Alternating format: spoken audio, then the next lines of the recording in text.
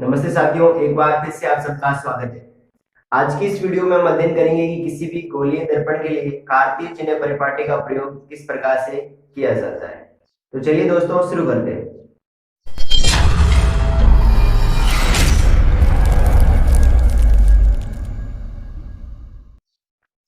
Board की तरफ ध्यान दीजिएगा। आपके सामने कुछ दो दर्पण बना के रखे हैं मैंने, एक अवतल दर्पण और दूसरा आपके सामने उत्तल दर्पण है। हेडिंग हमारी है कि किसी भी गोलीय दर्पण के लिए कार्तीय चिन्ह परिपाटी क्या है। तो सबसे पहले इस वर्ड को जानिए कि कार्तीय चिन्ह परिपाटी क्या है। आप जब मैथ में पढ़ते हो तो वहां आपको एक निर्देशांक ज्यामिति के अंदर कार्तीय तल मिलता है। निर्देशांक ज्यामिति जब अपन पढ़ते हैं, ठीक है ना, कोऑर्डिनेट ज्योमेट्री के अंदर, तो आप पढ़ते हो कार्तीय तल के बारे में। तो कार्तीय तल का क्या होता है? तो एक वो तल होता है जिसके ऊपर अपन एक्स अक्ष और वाई अक्ष को बनाते हैं और फिर उसके अकॉर्डिंग हम राशियों के चिन्ह लेते हैं, निर्देशांकों के अलग अलग चिन्ह लेते हैं। तो यहाँ पे वो कार्तीय चिन्ह परिपाटी वही है। कार्तीय चिन्ह परिपाटी गोलीय दर्पण के लिए एक विशिष्ट प्रकार की परिपाटी है जो उनमें चिन्हों का निर्धारण करती है। संबंधित जो भी राशियां आती है गोलीय दर्पण से संबंधित राशियां, उनके लिए चिन्हों का निर्धारण करती है। देखिएगा कार्तीय चिन्ह परिपाटी क्या है। सबसे पहले कार्तीय चिन्ह परिपाटी का आप पॉइंट नंबर 1 देखिए कि पहला पॉइंट क्या है। कार्तीय चिन्ह परिपाटी के अनुसार गोलीय दर्पण के ध्रुव को मुख्य बिंदु मूल बिंदु माना जाता है, ठीक है ना। यानी जो ध्रुव है, ध्रुव को क्या मान लेते हैं? मूल बिंदु।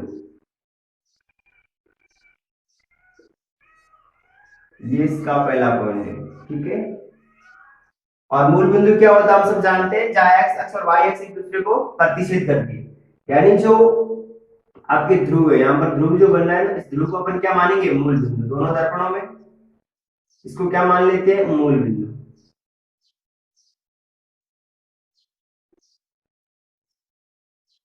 ठीक है।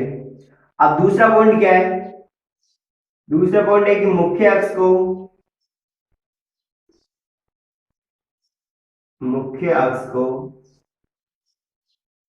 एक्स अक्ष माना जाता है। मुख्य अक्ष को क्या मान लेते हैं? एक्स अक्ष, ठीक है। ये दूसरा पॉइंट है कि मुख्य अक्ष को क्या मान लेंगे अपन? एक्स अक्ष। तो मुख्य अक्ष क्या होती है? तो हम सब जानते हैं कि वक्रता केंद्र तथा ध्रुव को मिलाने वाली काल्पनिक रेखा को अपन मुख्य अक्ष कहते हैं। इसी मुख्य अक्ष को ये क्या मान लेते हैं? तो मुख्य अक्ष को मान लेंगे अपन एक्स अक्ष, ठीक है।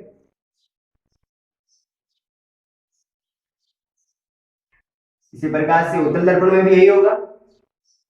अब अगर अपन इसे एक्स अक्ष मान रहे हैं तो इस मूल बिंदु के सापेक्ष यदि अपन लंबवत रेखा ले लेंगे तो आपकी कौन सी हो जाएगी? वाई अक्ष।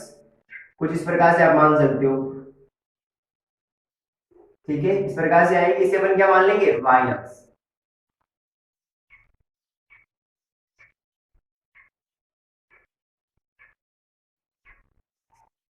चलिए 2 पॉइंट हो गई। अब तीसरा पॉइंट क्या कहता है उसे ध्यान से सुनो। अब देखो तीसरा पॉइंट है कि मूल बिंदु से बाईं ओर, ठीक है। मूल बिंदु से बाईं ओर, लेकिन उससे पहले एक और पॉइंट है कि जो बिंब होता है, बिंब को सदैव दर्पण के बाईं ओर, ठीक है, बिंब को सदैव दर्पण के बाईं ओर रखा जाता है। जैसे आपके पास जो भी दर्पण है उस दर्पण के बाईं ओर अपन क्या रखेंगे? बिंब रखेंगे। अब नेक्स्ट पॉइंट देखिए। नेक्स्ट पॉइंट क्या है? अब जब अपन कार्तीय चिन्ह परिपाटी के बारे में पढ़ते हैं तो देखो कुछ इस प्रकार से कार्तीय तल बनता है। ये अपना एक्स अक्ष हो जाता है और इसे अपन मानते हैं वाई अक्ष, ठीक है। और ये अपना मूल बिंदु होता है जिसे अपन ओ से प्रदर्शित करते हैं। और यहाँ अगर अपन के निर्देशांकों को मानते हैं तो एक्स में मूल बिंदु को जो इस तरफ निर्देशांक आ रहे हैं, यानी कि जो दाईं ओर आ रहे हैं उनको अपन प्लस के मानते हैं और जो बाईं ओर आ रहे हैं उनको अपन माइनस का मानते हैं। इसी प्रकार से मूल बिंदु से ऊपर की ओर आते हैं उनको अपन प्लस का मानते हैं, लेकिन मूल बिंदु से नीचे की ओर आते हैं उन्हें माइनस का मानते हैं, ठीक है। ये कार्तीय चिन्ह परिपाटी में होता है। तो ऐसा कैसा गोलीय दर्पण में होगा कार्तीय चिन्ह परिपाटी के अनुसार, ठीक है। तो देखिएगा पॉइंट क्या है। तो देखो ध्रुव से दाईं ओर या फिर ध्रुव से दाईं ओर, तो दाईं ओर की दूरी को अपन क्या मान लेंगे? पॉजिटिव, ठीक है, धनात्मक। और ध्रुव से बाईं ओर की दूरी को क्या मानेंगे? ऋणात्मक, ठीक है। और फिर मुख्य अक्ष के लंबवत ऊपर की ओर अपन दूरी को क्या मान लेंगे? धनात्मक। और मुख्य अक्ष के लंबवत नीचे की ओर क्या मान लेंगे, ऋणात्मक। तो सेम तरीका है। तो मैं सारी चीजें वापस लिख रहा हूं, ध्यान से देखिएगा कि ध्रुव से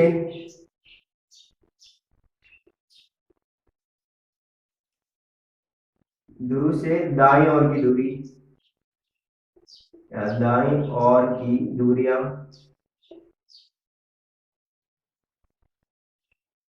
दाईं ओर की जो दूरियां है उनको धनात्मक माना जाता है। ठीक है, दाईं ओर की दूरियों को कैसा मानेंगे अपन, धनात्मक। अगला पॉइंट क्या है, अगला है ध्रुव से बाईं ओर की दूरियां, ध्रुव से बाईं ओर की दूरियां।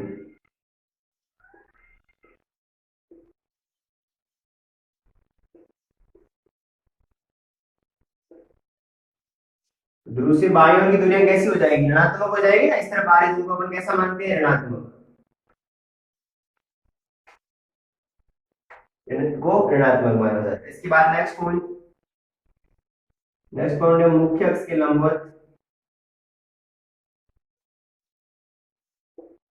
मुख्य अक्ष के लंबवत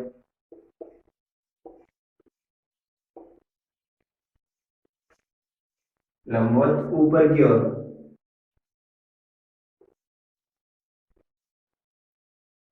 ऊपर की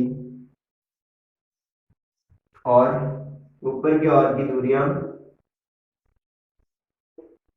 कैसी होगी, धनात्मक। ठीक है, नेक्स्ट पॉइंट। अब देखो ऊपर की दूरी अपन कैसे ले रहे हैं, धनात्मक ले रहे हैं, तो नीचे की दूरियां कैसे आएगी आपकी, ऋणात्मक आएगी। तो मैं सीधा लिख दूं मुख्य अक्ष के नीचे की ओर। ठीक है, यानी मुख्य अक्ष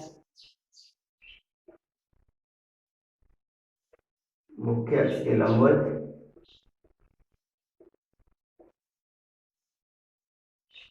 अगर अपन नीचे की दूरियां लेंगे तो आपकी कैसी आएगी, ऋणात्मक। ठीक है, मैं शॉर्ट में लिख रहा हूं, आप समझ सकते हैं। तो किसी भी गोलीय दर्पण के लिए ये कार्तीय चिन्ह परिपाटी है। तो मैं एक बार वापस रिपीट कर रहा हूं कि कार्तीय चिन्ह परिपाटी क्या है। तो ध्यान से सुनिएगा, कार्तीय चिन्ह परिपाटी के अनुसार ध्रुव को, गोलीय दर्पण के ध्रुव को मूल बिंदु माना जाता है, मुख्य अक्ष को एक्स अक्ष माना जाता है, फिर बिंब को सदैव दर्पण के बाईं ओर रखा जाता है। जो भी आपके पास दर्पण है उसके बाईं ओर रखेंगे। फिर ध्रुव से दाईं ओर की दूरियां कैसी होती है, धनात्मक। ये आपके पास ध्रुव है, इस ध्रुव से दाईं ओर की दूरियां कैसी होगी, धनात्मक। और फिर अगला पॉइंट है कि ध्रुव से बाईं ओर की दूरियां कैसी होगी, ऋणात्मक। फिर पॉइंट अगला देखो, अगला पॉइंट है कि मुख्य अक्ष के लंबवत ऊपर की ओर। ठीक है ना, मुख्य अक्ष के लंबवत ऊपर की ओर दूरी आपकी कैसी होगी, धनात्मक। लेकिन मुख्य अक्ष के नीचे की ओर लंबवत दूरी वो कैसी होगी, ऋणात्मक होगी। तो ये है आपके कार्तीय चिन्ह परिपाटी।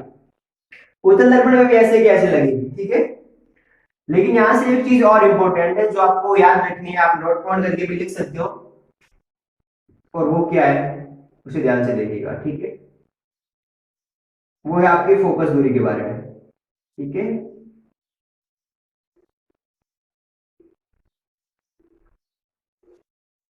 मैं आपको परिभाषित कर चुका हूं कि फोकस दूरी क्या होती है। देखो अवतल दर्पण की फोकस दूरी कहां बनेगी, यहां अपन सब जानते हैं कि यहां होगा वक्रता केंद्र सी और यहां होगा मुख्य फोकस एफ।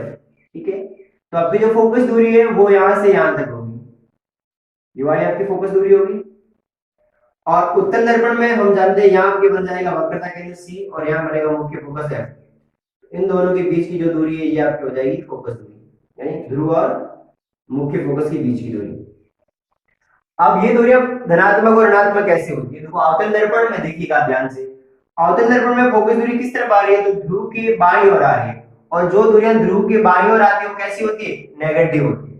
तो आपको क्या करना है, अवतल दर्पण की जो फोकस दूरी है वो कैसी होगी, तो आपको याद रखना है कि अवतल दर्पण की जो फोकस दूरी है वो ऋणात्मक होती है। कैसी होती है, ऋणात्मक होती है। ठीक है, यानी कि माइनस एफ। फिर उत्तल दर्पण को देखो, अब उत्तल दर्पण में फोकस दूरी कहां बन रही है, तो ध्रुव के बाईं ओर आ रही है। ध्रुव के बाईं ओर आ रही है कि नहीं आ रही, और ध्रुव के बाईं ओर की दूरी को अपन कैसा लेते हैं, धनात्मक। तो उत्तल दर्पण की फोकस दूरी क्या होती है, पॉजिटिव। ठीक है, धनात्मक। ये दोनों चीजें आपको याद रखनी सबसे ज्यादा इंपॉर्टेंट है। अवतल दर्पण की फोकस दूरी कैसी होगी, ऋणात्मक, और उत्तल दर्पण की फोकस दूरी कैसी होगी, धनात्मक। ये दोनों चीजें इंपॉर्टेंट है। अब इसमें मैंने एक चीज और लिखा है कि ध्रुव को सदैव कहाँ रखा जाता है, बाईं ओर रखा जाता है। सॉरी, बिंब को अपन सदैव कहाँ रखेंगे, बाईं ओर।